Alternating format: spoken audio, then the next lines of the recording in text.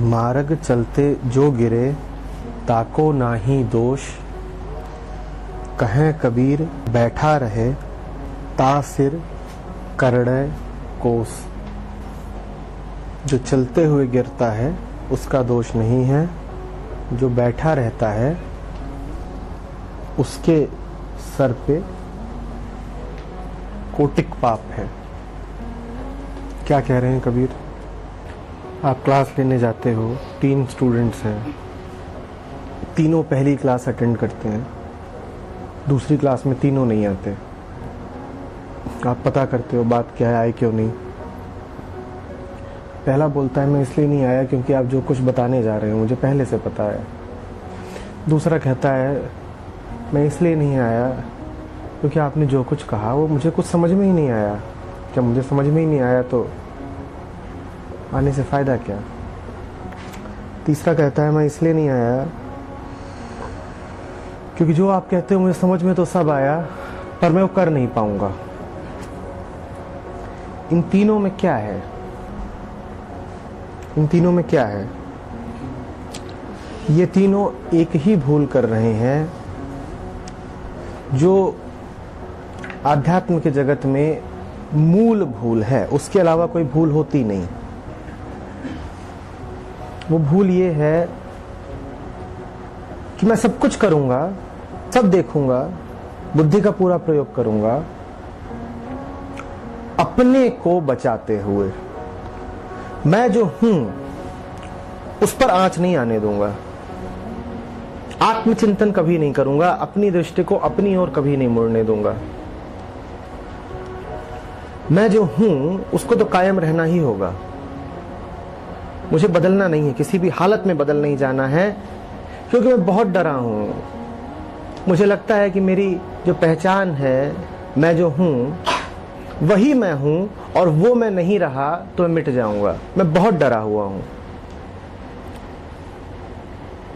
ऐसा व्यक्ति कभी शांत होकर के आत्मचिंतन नहीं कर सकता।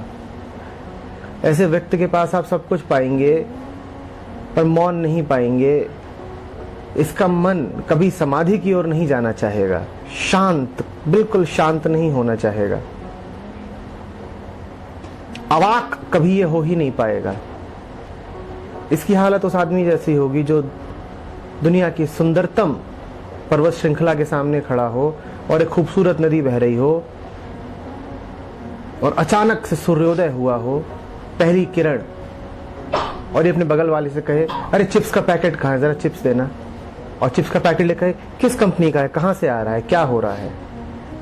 ये सब कुछ करेगा जो मौन को तोड़ दे, जो समाधि को तोड़ दे, क्योंकि इसे खुद को कायम रखना है। मौन आपको तोड़ देता है। आप मौन पसंद नहीं करेंगे, आप उसे भंग करना चाहेंगे। एक बात आपने तय ही कर रखी है, हम बदले ना। और आपको बहुत दोष भी नहीं दिया जा सकता क्योंकि आपको शायद खुद भी ये नहीं पता है कि आपने ये कब तय किया। आपको शायद खुद भी नहीं पता है कि आपकी मूल वृत्ति अहम वृत्ति है, जो अहम को कायम रखना चाहती है, मैं को कायम रखना चाहती है। मैं जो हूं वो बचा रहे। उसी का अर्थ होता है बैठ जाना। कहे कबीर बैठा रहे ता सिर करड़े कोस। बैठा हुआ होना। मैं जहां स्थापित हूं मैं वहीं रहूंगा, वहीं बैठा रहूंगा, वहां से हिलूंगा नहीं। हाँ, वहां बैठे बैठे मुझसे जो कराना है करा लो। मैं जहां बैठा हूं मैं वहीं बैठूंगा, वहां से बैठे बैठे मुझसे पूछो क्या दिख रहा है मैं बताऊंगा। मैं जहां बैठा हूं मैं बैठूंगा तो वहीं, वहां बैठे बैठे मुझे और ज्ञान देना है, ज्ञान दे लो। मैं अपनी जगह नहीं बदलूंगा, मैं रहूंगा तो वही जो मैं हूं। और ये अकेली भूल है जो साधक करता है, ये अकेली भूल है जो कोई भी करता है। इसके अलावा कोई दूसरी भूल होती नहीं। तभी कबीर कह रहे हैं तासिर करड़े कोस। इस भूल की कोई माफी भी नहीं है। जो ये भूल कर रहे हैं उनका जन्म व्यर्थ ही जाना है। बात प्रयत्न की नहीं है। आपने कहा कि एक व्यक्ति जो उठ करके कम से कम प्रयत्न कर रहा है, बात प्रयत्न की नहीं है, बात नियत की है।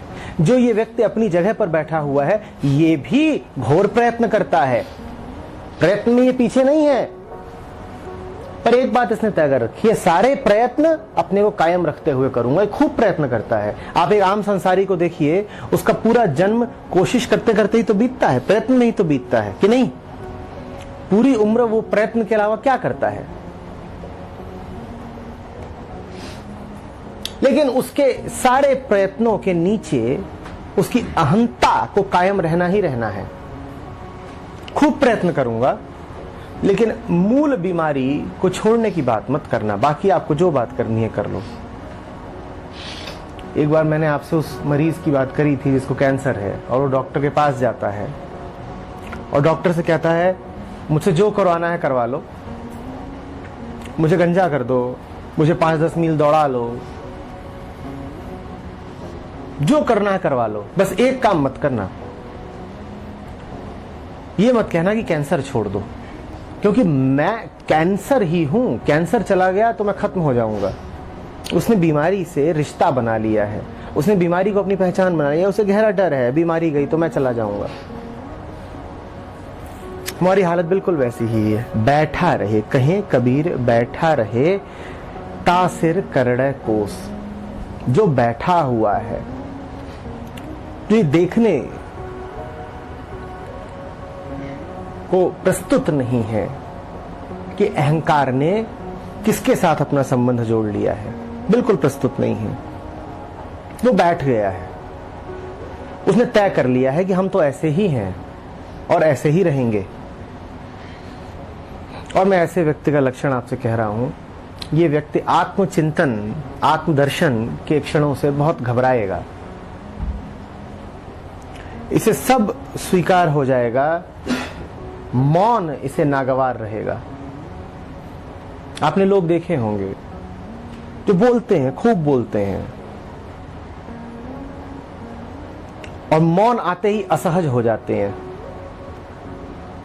बड़े बेचैन से हो जाते हैं। अगर वो आपके साथ बैठे हैं और बीच में 1 मिनट का भी मौन आ गया तो मौन झेल पाना बड़ा मुश्किल है, क्योंकि सब शब्दों में हमारा झूठ छुपा रहता है।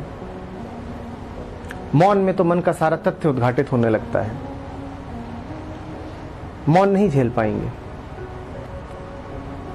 जांचना हो यदि आपको कि आपके रिश्तों में कितनी गहराई है, तो ये प्रयोग करके देखिए कि कौन आपके साथ ऐसा है जिसके साथ आप घंटे 2 घंटे मौन में बैठ सकते हो सहज होकर के। कौन आपके साथ ऐसा है जिसके साथ आप जब बैठें तो आपको ये विचार ही न करना पड़े कि आप किसी के साथ बैठे हुए हैं। ये सूत्र दे रहा हूं, जिसके साथ बैठ करके आपके मन में ख्याल उठे बार बार कि मैं किसी के साथ बैठा हूं, वो व्यक्ति आपके लिए खतरनाक है। जिस व्यक्ति के साथ बैठ करके आप नितांत अकेले हो सकें, सिर्फ वही व्यक्ति आपके लिए उचित है, क्योंकि एकमात्र सच्चा रिश्ता मौन का रिश्ता होता है। अगर पति पत्नी मौन होकर के सहज नहीं रह पाते हैं तो दोनों खतरनाक हैं एक दूसरे के लिए।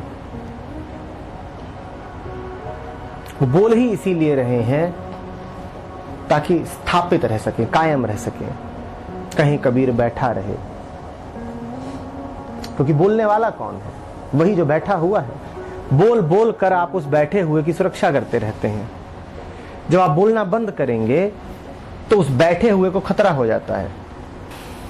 नकली है वो, ध्यान में उसको खतरा हो जाता है। आपने देखा होगा फिल्मों की कहानी जितनी फिजूल होगी उनमें फ्रेम उतनी तेजी से बदलता है। फिल्मकार ये बिल्कुल चाहता ही नहीं है कि आप किसी भी फ्रेम को ध्यान से मिनट 2 मिनट देख पाएं, वो तुरंत बदल देगा। जितनी सतही, जितनी उथली फिल्म की कहानी होगी, उसका संदेश होगा, उतनी तेजी से कैमरा हिलेगा, क्योंकि वो चाहते ही नहीं है कि आप ध्यान से देख पाएं। वो चाहते हैं कि गति बनी रहे। गति बनी नहीं रही तो सच सामने आ जाएगा। ठीक इसी तरीके से हम चाहते हैं कि होठों में गति बनी रहे।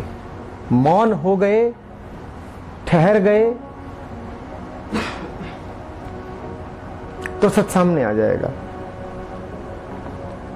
मार्ग चलते सो गिरे ताको ना ही दोष। कैसे दोष हो सकता है? जो गिर रहा है वो अतीत की पैदाइश है, जो गिर रहा है वो गलतियों का ही तो पिंड है। कैसे दोष दोगे उसे? गिरने वाला और है कौन? चेतना तो नहीं गिरती, बोध तो नहीं गिरता, या ये गिरते हैं? सत्य तो नहीं गिरता। कौन है गिरने वाला?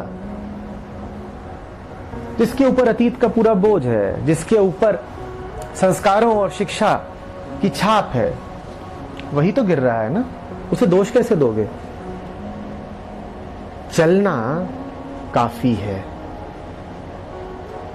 क्योंकि मंजिल कोई होती नहीं।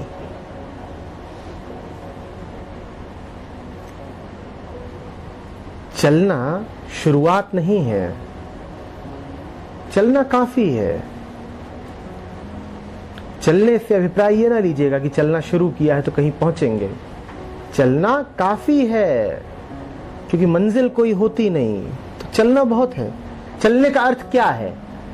चलने का अर्थ है कि जहां बैठे थे वहां से उठ गए, बस हो गया, काफी है, इतना ही काफी है। अब कहां को जा रहे हो फर्क नहीं पड़ता, गिर रहे हो कि उठ रहे हो फर्क नहीं पड़ता। तुम जहां चिपक करके बैठ गए थे, जिस अड्डे को तुमने जकड़ लिया था, तुमने वो छोड़ दिया ना, उतना काफी है। अब कहां जाते हो फर्क नहीं पड़ता, बिल्कुल फर्क नहीं पड़ता। चलना काफी है।